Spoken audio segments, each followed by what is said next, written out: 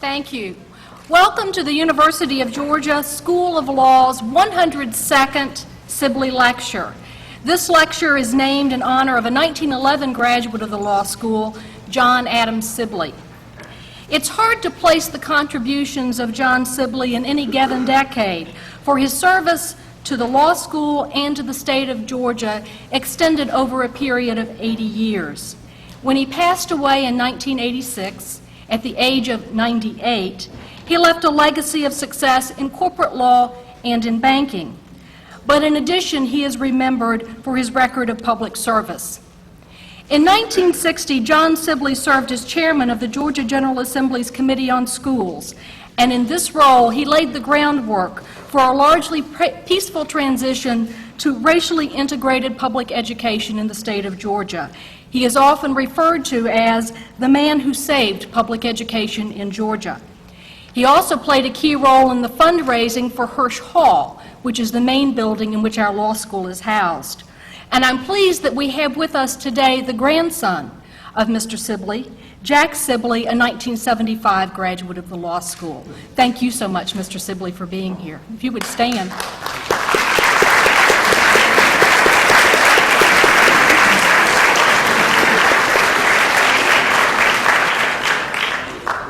The Sibley Lecture Series is funded by the Charles Lordens Foundation of Atlanta, and the law school is most grateful to the Lordens Foundation for their support of this lecture series, which has allowed us to bring to the law school and to the university campus a number of quite notable and important speakers.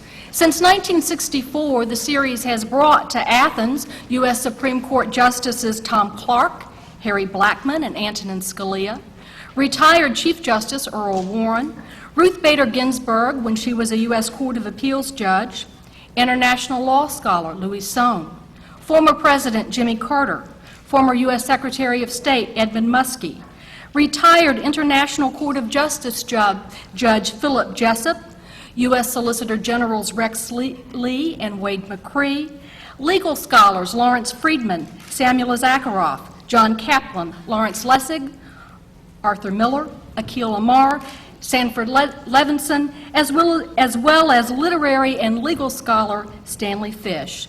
I could go on and on. There have been 102 of these lecture series, but this gives you a feel for the quality of speakers that this series brings to our campus, which continues, I'm so proud to say, today. Today's lecture also will mark the 30th anniversary of the Dean Rusk Center for International Comparative and Graduate Legal Studies. The Rusk Center is a very important part of the law school, hosting international conferences, visiting scholars, and contributing to the dialogue on important global issues that face each of us, issues of important international significance. And I thank you for being here today to help us celebrate this milestone in the life of the Rusk Center. It's now my pleasure to introduce the person who will introduce our guest speaker, and that is the director of the Rusk Center, C. Donald Johnson, former congressman and ambassador. Ambassador Johnson came to Georgia's law school in 2004 after a successful career in both the private and public sectors. I'm pleased to say he is a graduate of our law school as well as a graduate of the London School of Economics. He served in the Georgia State Senate as well as in the U.S. House of Representatives, and in 1998 he was nominated to the rank of ambassador by President Bill Clinton, and for over 2 years served as chief textile negotiator and principal advisor to both the President and the U.S. trade representatives on all textile and apparel trade matters. Under his direction, the Dean Rusk Center has expanded its academic offerings and outreach activities. I am so proud he is part of our law school, and it is my pleasure to introduce him to you today. Thank you.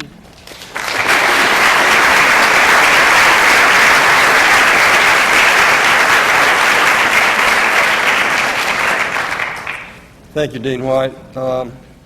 It is a special privilege for me today to introduce our distinguished Sibley Lecturer and my good friend Lee Hamilton. It's particularly appropriate that he is here today to commemorate the 30th anniversary of the Dean Rusk Center. The Rusk Center, as Dean White mentioned, was founded in 1977 to honor, or in honor of former Secretary of State Rusk, to increase the understanding of international law and policy issues, as well as to contribute to the solution of challenges of global significance. We do that through hosting conferences, visiting scholars, lecturers, such as our distinguished lecturer today, research, sponsoring study abroad programs, and through international service to our state and nation in government agencies. And what better way to commemorate this anniversary than having someone of Lee Hamilton's stature share his perspectives on this important topic today. Lee was first elected to Congress in 1965 when Dean Rusk was serving as Secretary of State, beginning his second of 4 years in that office. Of course, he was served longer than any other Secretary of State besides Cordell Hull in that office, and I believe Congressman Hamilton will describe some of his experiences, with Secretary Rusk. He had some very interesting experiences with him. In fact, this is not the first time Congressman Hamilton's been on this campus meeting with Rusk.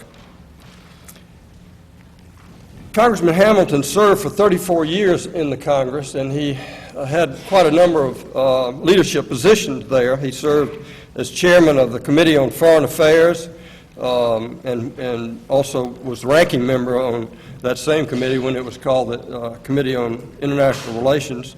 He was chairman of the subcommittee on Europe and Middle East. He was an expert, of course, on Soviet affairs and on issues relating to the issues in the Middle East of resolving the Arab-Israeli dispute.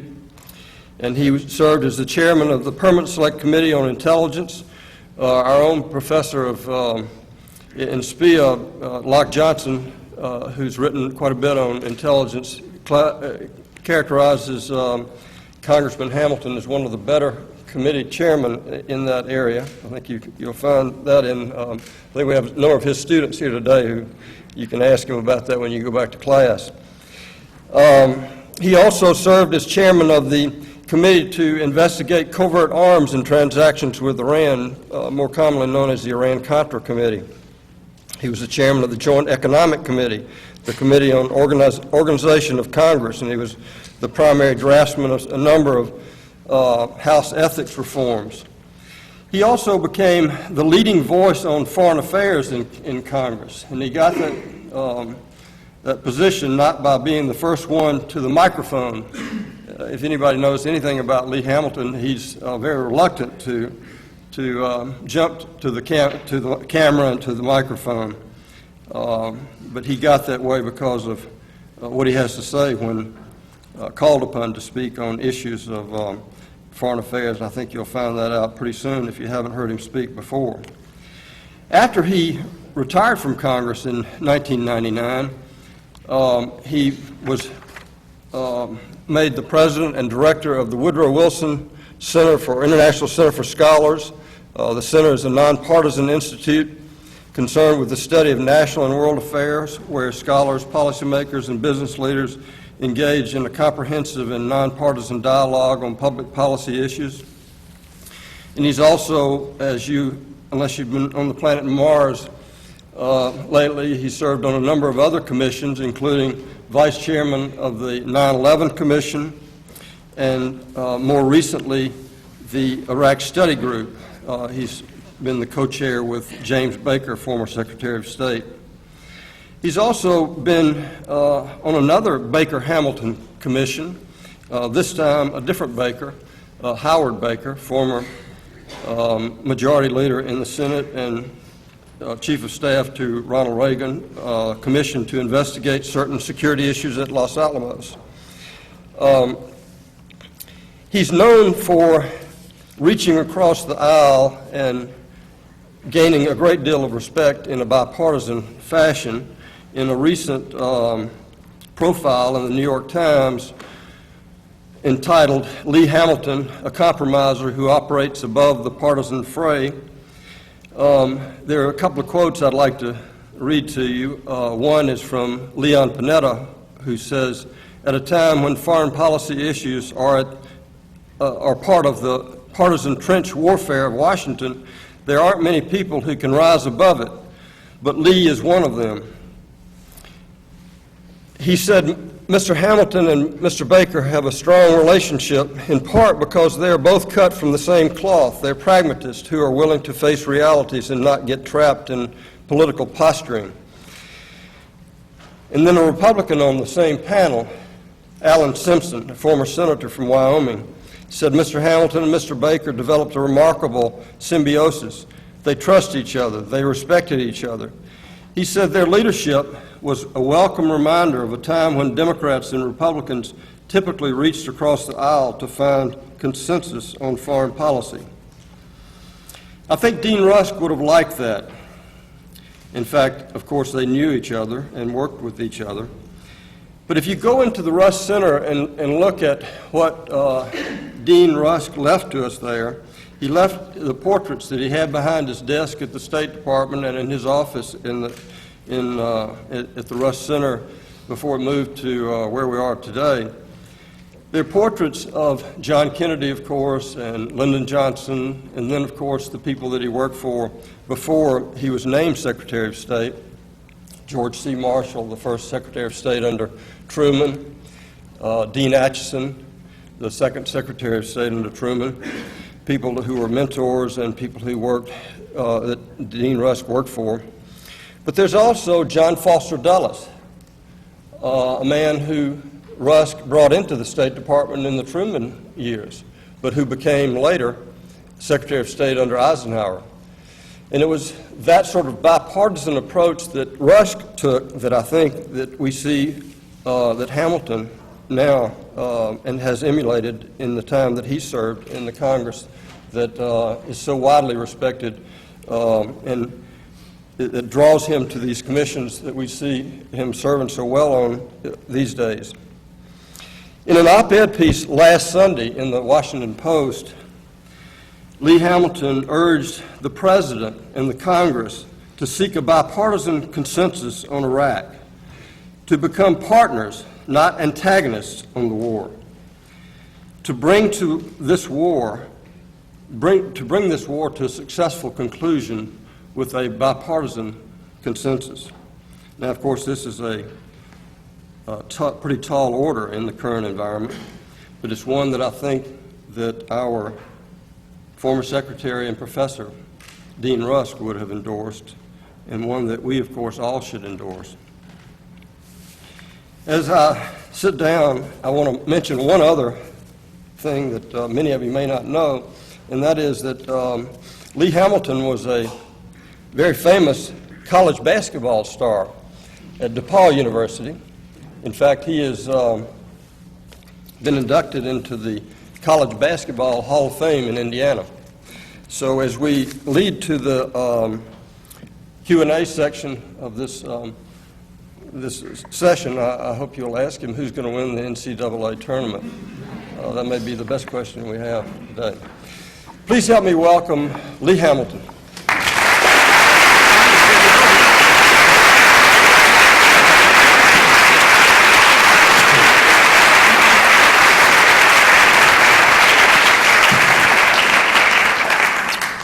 Good afternoon to all of you, and thank you very much for the most gracious reception I have had at the University of Georgia.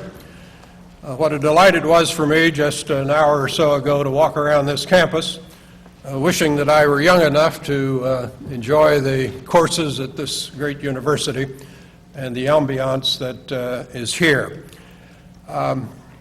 Dean White, thank you for your hospitality, and Don Johnson, with whom I served in the Congress for a term, and remember very well his effective representation of the United States as a textile negotiator in the U.S. Trade Office. And I am honored indeed to give the Sibley Lecture. Now, Don mentioned the fact that I had been in the Congress for 34 years. I'll tell you a little story about that. I made a very bad mistake when I retired. I announced that I had been in the Congress for 34 years and had cast over 16,000 votes. I did a little bragging.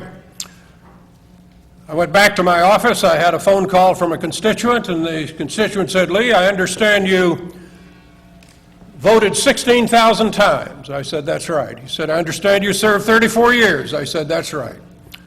He said, "I want you to know that as you announce your retirement today, you finally made a decision I agree with." Now, I was inducted into the Indiana Basketball Hall of Fame, and I'm going to test your knowledge here a little bit of basketball.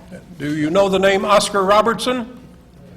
Older folks do. Oscar Robertson was the Michael Jordan of his day. I don't know, maybe the Kobe Bryant of this day. On everybody's list of the all-time greats of the NBA. They introduced him right before me, and they said during Oscar's basketball career in the NBA, he scored 28,613 points. You can look it up. And I turned to the MC and said, "Just forget my point total, would you please?"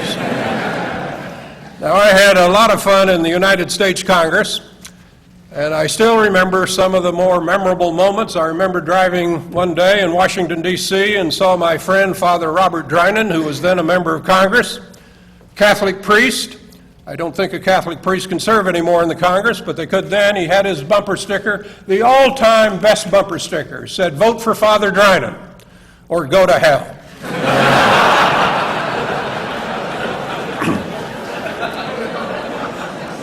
We just had St. Patrick's Day here a few days ago, and that reminded me that President Bush 41 came to the Hill on St. Patrick's Day to meet with members of Congress. And he said on St. Patrick's Day there are two things you must do. One is you have to visit with scholars, and the other you have to visit with saints. Speaking to members of Congress, he said, and what that means is I've got 2 more stops to make after I leave here. We had a lot of fun. I debated that Middle East matter so often I can hardly remember what happened, but I do remember one quote. A fella got up on the floor. Don, I don't know if you remember this or not. We were right in the middle of a Middle East debate, and he said, "I don't see why the Arabs and the Israelis cannot settle this thing just like good Christians ought to."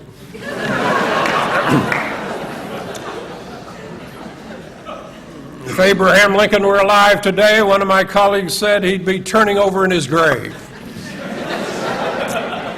And another member got his metaphors mixed up, and he said, "If you don't stop shearing the wool off the sheep that lays the golden egg, you'll pump it dry." So we had a lot of fun, but I'm not going to talk about those things this morning or this afternoon any longer. I'm going to talk about a very, very serious subject, and that is, what do we do with all this power we've got? America is the world's most powerful nation. Strongest military, largest economy, technologically advanced far above any other nation, the most extensive cultural influence in the world. Just think about the global presence of the United States. Our military serves in over 100 countries today across the world. English is the international language in business and commerce and culture. American movies and TV shows can be seen in the heart of Africa, in rural China. And of course, our inventions have revolutionized modern life. But our power is not infinite. We cannot kill every terrorist. We cannot overthrow every evil in the world. We cannot remake the world in our image. Now it's that seeming contradiction. Awesome power, yet our inability to bend the world to our will. That's what confronts the United States. I know Iraq sucks the oxygen out of any foreign policy discussion. But what I want to do is take a little longer-term view today about the future of American foreign policy. Or, as I began, how do we use all of this power? Go back to 9/11 and look at the comments of President Bush. He set dramatic, even astonishing goals for the United States. I paraphrase him now. We're going to defeat terrorists in states that sponsor terrorism. We're going to defeat rogue regimes who seek weapons of mass destruction. We're going to ensure that no competitor to the U.S. hegemony arises. We're going to abandon our support for stability in the Middle East in favor of democratic transformation. He was reelected.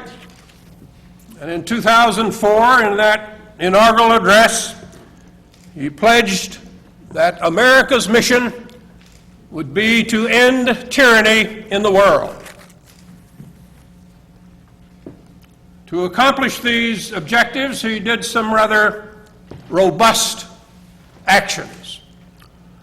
We invaded Afghanistan and started nation building. We identified North Korea and Iran and Iraq as the axis of evil. We embraced a doctrine of preemptive strikes against threats before they are fully formed.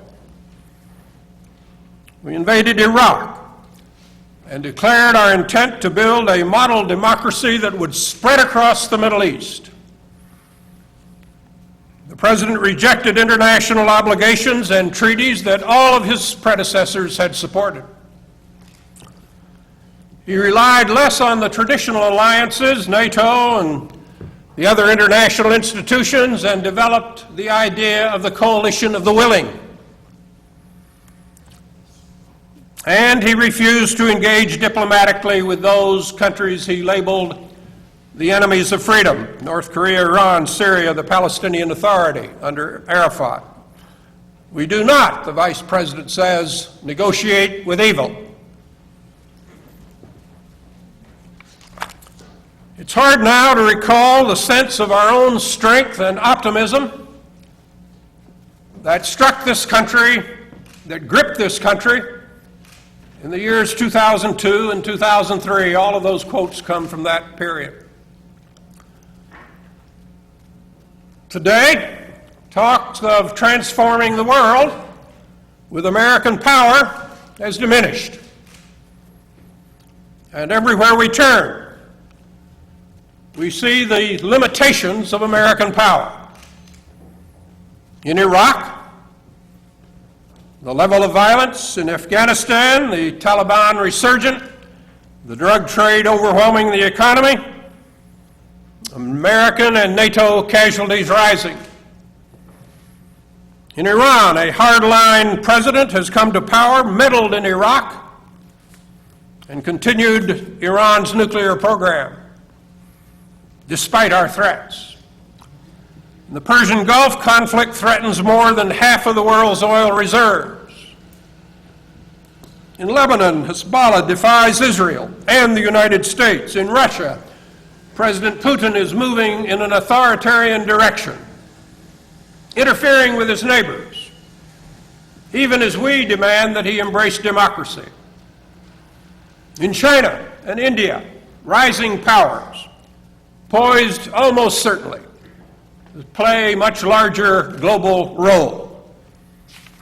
In Latin America, leftist governments are coming to power who oppose many U.S. policies, and Venezuela's President Hugo Chavez lashes out at us daily.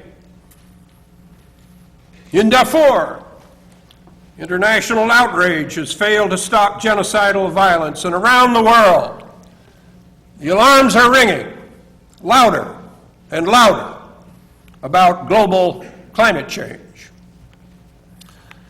And whereas our ability to accomplish things a few years back seemed to be really unlimited, it now seems that the problems often outpace our ability to confront them.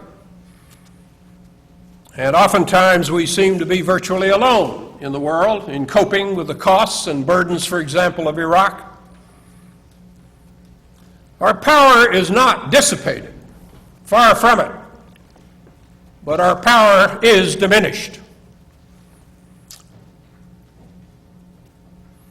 If, however, America does not lead More often than not, on the problems around the world, progress cannot be made. There may be a primacy of American power, but it is not omnipotent. And the world looks to us for leadership for practically everything. A few years ago, I walked into the office of the National Security Advisor and asked him what the 50 or so files on his desk were, and he said, "Those are all files that demand an immediate answer." There was another stack of files over here on another table, and I said, "What about those?" And he said, "Those are all urgent problems."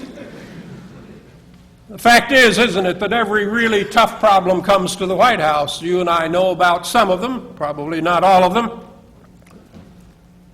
But the whole world looks to us for leadership. Why do we have all of these kings and prime ministers and foreign ministers and all the other high potentates coming into Washington every day?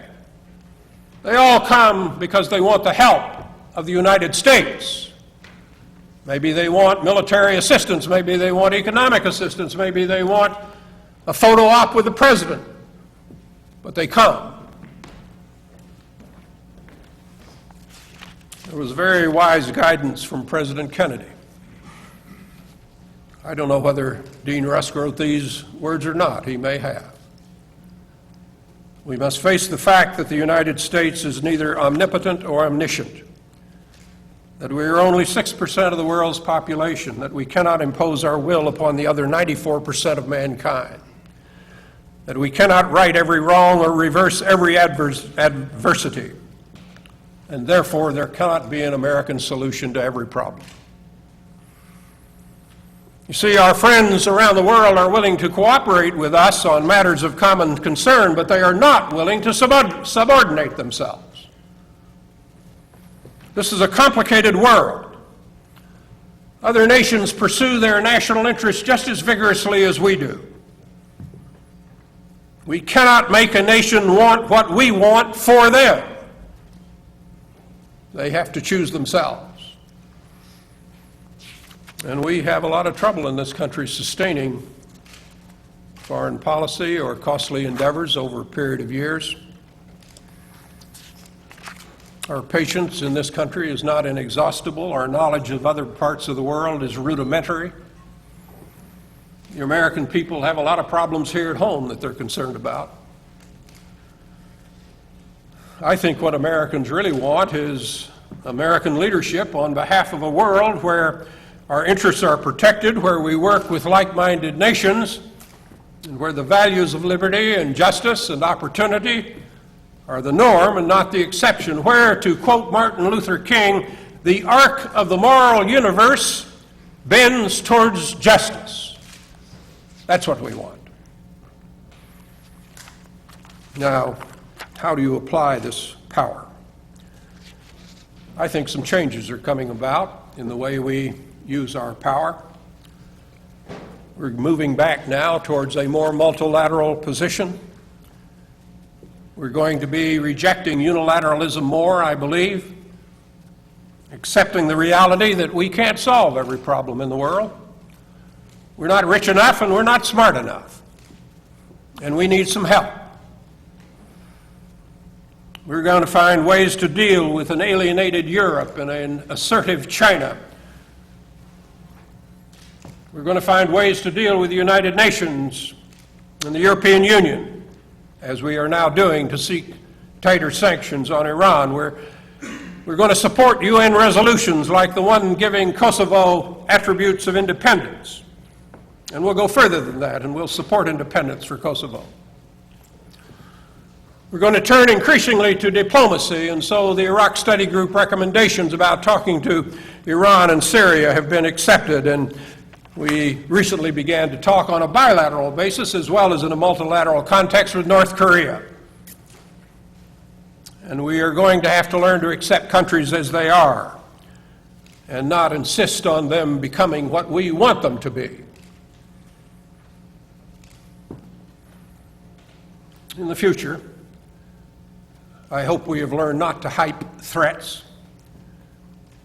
not to underestimate costs, not to paint unrealistic futures, not to savage those who disagree with us. And our task is to apply American power pragmatically and skillfully. Now, let me be a little more specific. Take this very tough question of when do you use American military power? It may be the toughest question policymakers confront. Everybody in this room would agree that American military power must be second to none, that it's vital to our national security. I think everybody in the room would agree that we have to apply that power judiciously. I hope they would agree that we do not equate seriousness about national security with how loudly we beat the drums of war.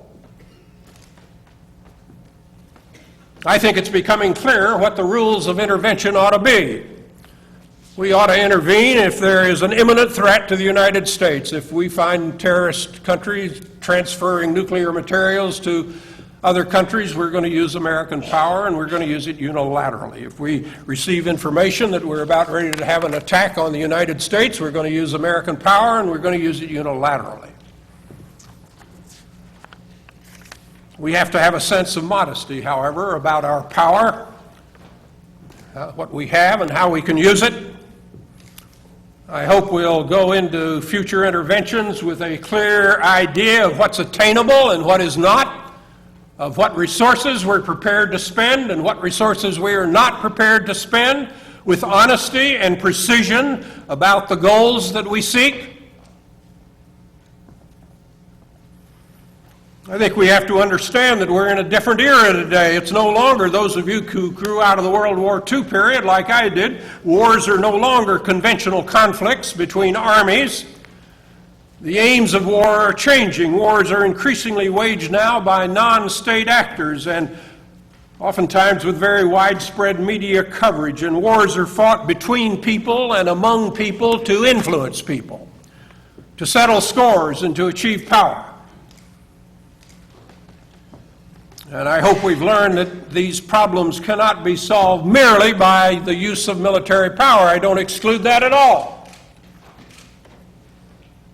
I must have talked to every general in Iraq. Not one of them said to me, we can solve the problems in Iraq with military power. Neither they nor I reject the use of military power. But you cannot solve the deep-seated problems of that country through force alone. We're going to have to seek international support and use alliances like NATO and others, and we're going to have to learn that we can't not bear all the costs in blood and treasure, and that we're much stronger when we act with international legitimacy. And I think Dean Rusk and the history of this country bears this out, because the greatest 20th century triumphs of the American military took place within broad international coalitions, not when we acted by ourselves. And of course, when you use power, you have to be sure you've got support at home. Or take the question of the weapons of mass destruction. Obviously, we need to oppose the proliferation of weapons of mass destruction. I happen to believe that the proliferation of these weapons should be the dominant concern of United States foreign policy. See, our position has been proliferation must stop now.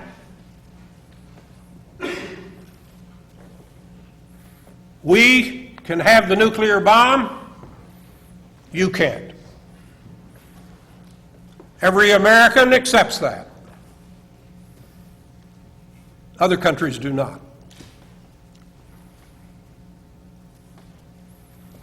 The dilemma, of course, is that to allow these countries to develop nuclear weapons of mass destruction will mean a much more dangerous world. And that's the challenge. And our policy position then must be more than what we demand others to do, although that ought to be part of it. It must include what steps we are willing to take to show the world that we're serious about non-proliferation. I do not think we should invade a country simply because they are suspected of pursuing these weapons. If that is your standard for military action, we will be in a near permanent state of war in the years to come. Because nation after nation after nation is either developing or thinking mighty hard about developing those weapons. And the better and the more sustainable way to approach it is through a robust diplomacy, a commitment to the Nuclear Non-Proliferation Treaty, which says that non-nuclear states will not pursue nuclear weapons in return for assistance with peaceful power, and that nuclear countries, listen to this, nuclear countries will reduce their arsenals. We've made that pledge. Multilateral efforts to secure dangerous materials, highly intrusive inspections, robust pressure, military and economic and financial. And let me again suggest that history is our guide here. Several nations have given up nuclear weapons. In none of those cases was an invasion necessary, and strong U.S. leadership and pressure got the job done. Now let me take another question up, and that's the one of regime change. I hear this all the time in Washington. We got to have a regime change of this country or that country, and I can appreciate it and understand it. There are a lot of countries in the world where I'd like to see regime change. I think of North Korea, where people are starving while the government builds nuclear weapons. I think of Zimbabwe, where the president ravages the economy and imprisons the opposition. I think of Burma, where a military regime profits from natural resources while the people suffer. The critical question here is not on regime change. The question is not, is it desirable? It is desirable in any number of cases. The question is, how are you going to do it? How are you going to achieve it? That's the tough question. And the end of that is, are you going to send in the 101st Airborne Division to do it? We cannot slay every tyrant. Regime change is left better to the people under a regime. They know what they want. They will be the ones who will benefit or suffer from the consequences of change. I sat in on all the early discussions in Washington between the Soviet Union and the United States, and we'd get up and read fancy speeches to one another. We'd read in English, they'd read in Russian. We'd end and had toast each other with vodka and then say we're for peace in the world and want our grandchildren to have a wonderful life. And then we go home, and we did that year after year after year. Nothing much happened. And then gradually we put away those formal speeches, and we began to talk to one another, and we got to understand people, as human beings. And the thaw began to occur. And you know what? In all of that discussion, over all of those years, with all of the problems we had with the Soviet Union and their awesome military power, not a single shot was fired.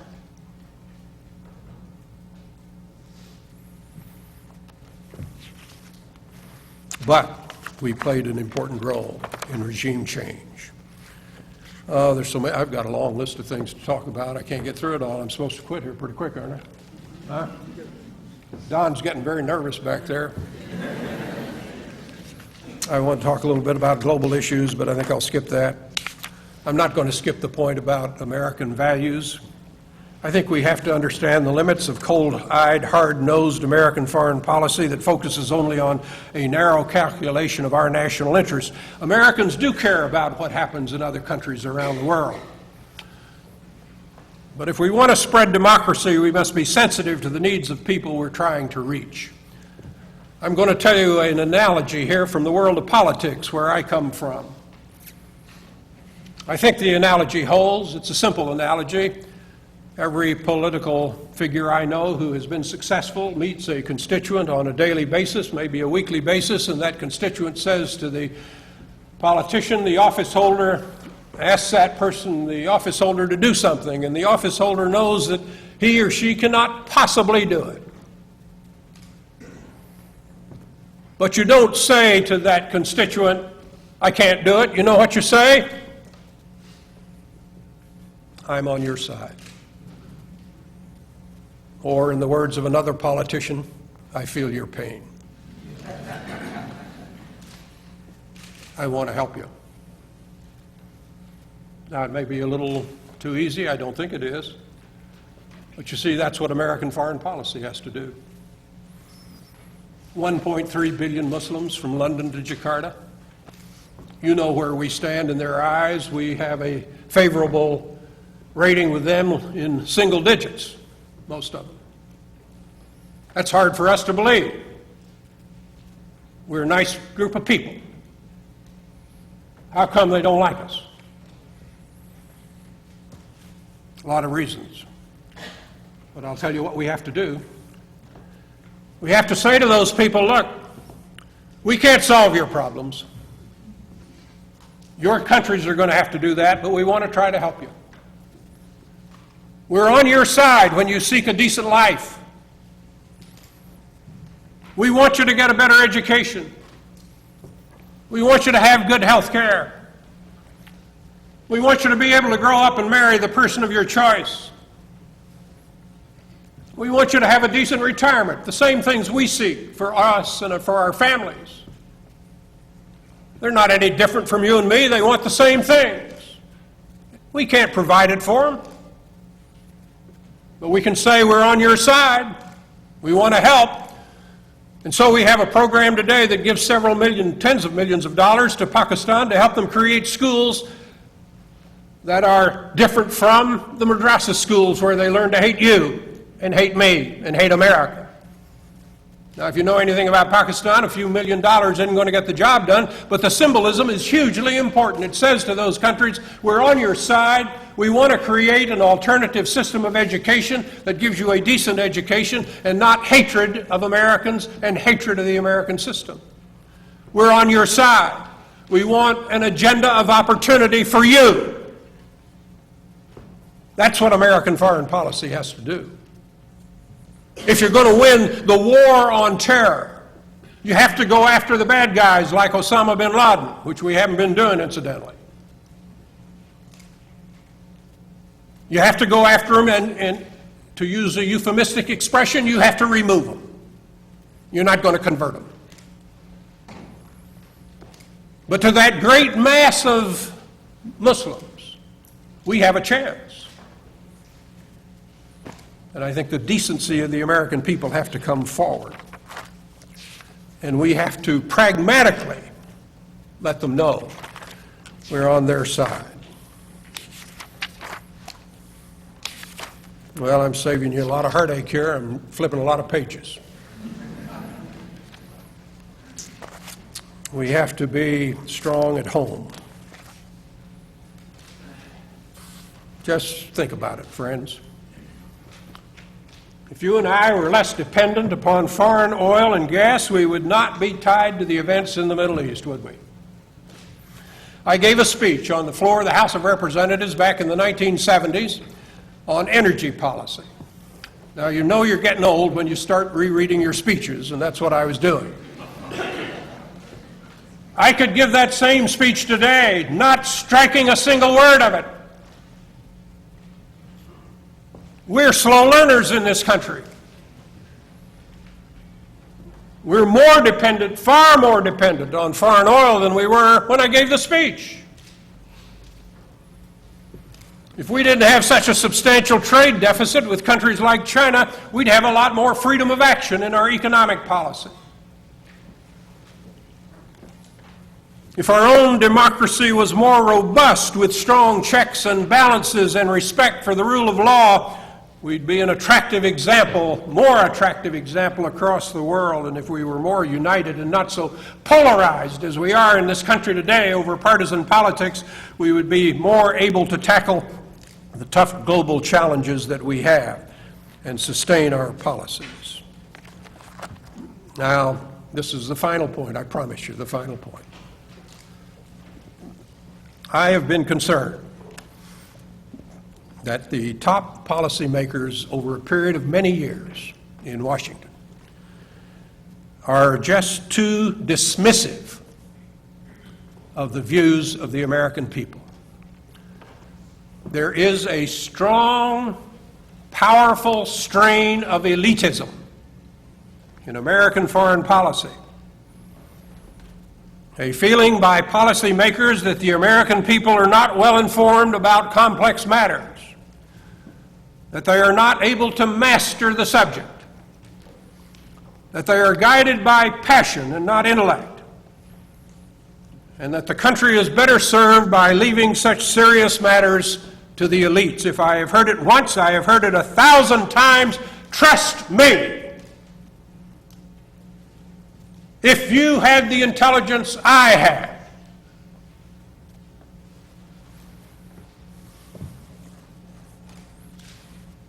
I picked up a poll the other day.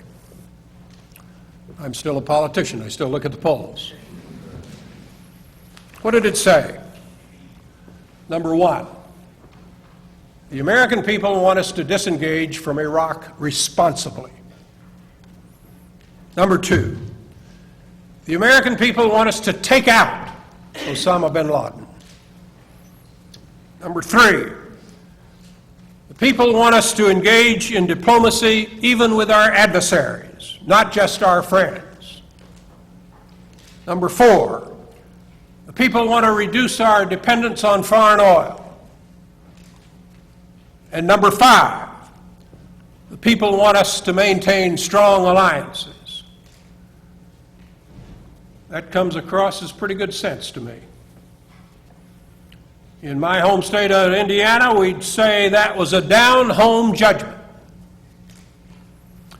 Now look, I do not romanticize that the people are always right.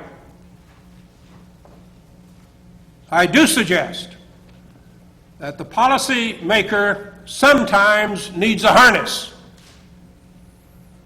and that you and I as Americans should not invariably put our trust in princes. And American foreign policy must always be sensitive and respectfully tuned to the views of the American people. And I conclude by affirming, as I trust you would too, that America cannot shrink from global leadership. We've got to stand up for our interests, of course. We've got to try to seek consensual solutions in the world. We've got to be aware of our limitations, our power, our responsibilities. We have to be aware of the yearning across all the world for human dignity. That's what all of this is about. The plea across the world for human dignity. That's our plea. We're on their side. And we have to convey that too. We have to be idealists without illusions. We have to be pragmatists with a vision. That's the task for America in the years ahead. Thank you.